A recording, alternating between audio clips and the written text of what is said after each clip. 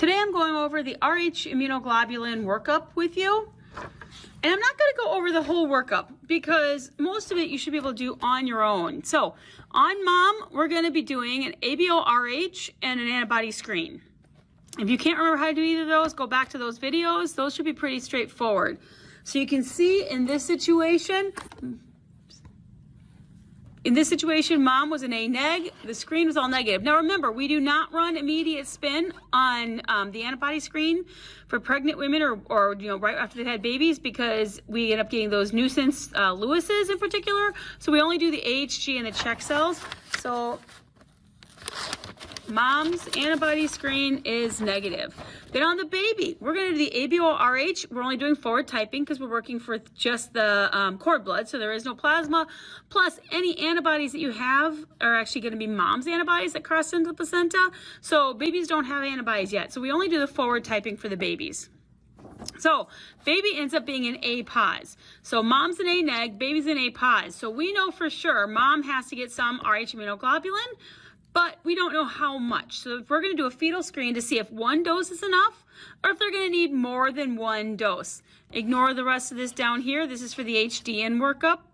We stop here for the fetal maternal hemorrhage. And then we're going to fill out that information down here.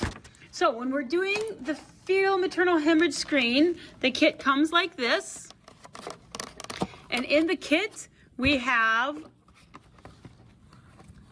our anti-D reagent. It's a specialized anti-D reagent. It is not the same as your anti-D in your regular rack of reagents. It comes with indicator cells. You can see it's got some indicator cells there, a weak amount of indicator cells. And it's got a negative control and a positive control. So you always want to run controls with this. I'm only going to run the patient right now as opposed to running all of it just to show you the procedure, but you always have to run a positive and a negative control anytime you actually run this. These controls get done day of use. They don't get done every day. So only days that you do the fetal maternal screen or fetal maternal hemorrhage kit are the days you're actually going to be running the controls. So we're going to label this BLO, and it's going to be patient FMH, okay? Then you're also going to do, as I said, a positive and a negative control, but in this situation today, I'm only doing this one. So I already poured off the plasma, I made my aliquot tube, and I made my 3%. Now in this situation, we're using mom's blood because remember, we're trying to see if any of baby's RH cells, RH positive cells got into mom's RH negative system. So I'm going to add 1 drop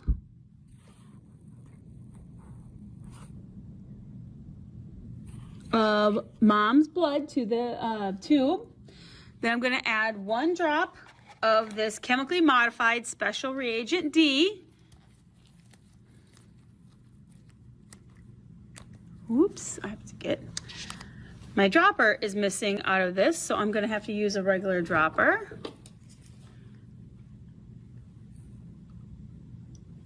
Okay.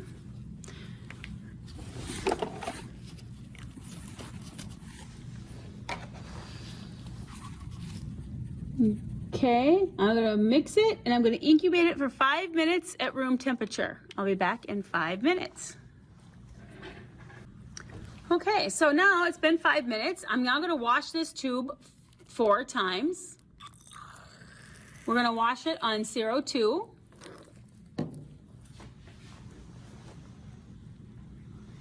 And I'll be back after 4 washes.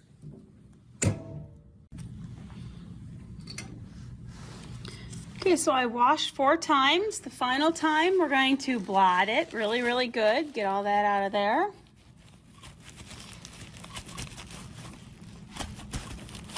Okay, then I am going to add 1 drop of my indicator cells. Now these are a special R2 cell. It's not quite as thick as a normal one will be. But I'm going to add that, and then I'm going to spin it for 15 seconds. 01.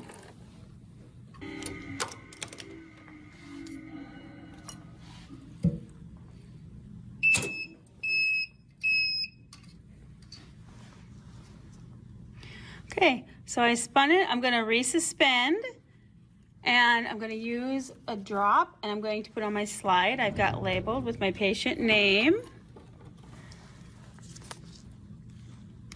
And I'm going to put a drop on the slide and then put a cover slip over it. I'm going to run over to the microscope and peek, and I'll be right back.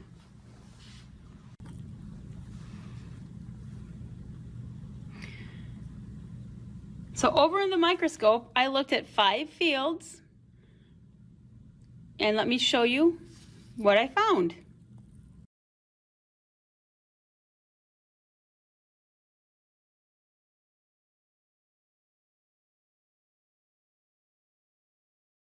After looking at 5 fields, we're going to look at how many we see, and if we see more than 5 agglutinates in 5 fields, we are going to have to do further testing. So if you look here, I can tell you when I looked at those 5 fields, I found 12 agglutinants in those 5 fields. So now we're going to have to do further testing, such as the Klein-Hauer-Betke test, to determine whether or not we're going to have to go any further. So I'm going to circle positive. Mother is eligible for Rh immunoglobulin, but further testing is needed to determine how much more she's going to need. She's eligible because she's Rh negative, baby's Rh positive, the fetal maternal hemorrhage is positive, and she did not make any anti-D of her own making. So now I'm going to go ahead and initial and date that this is done.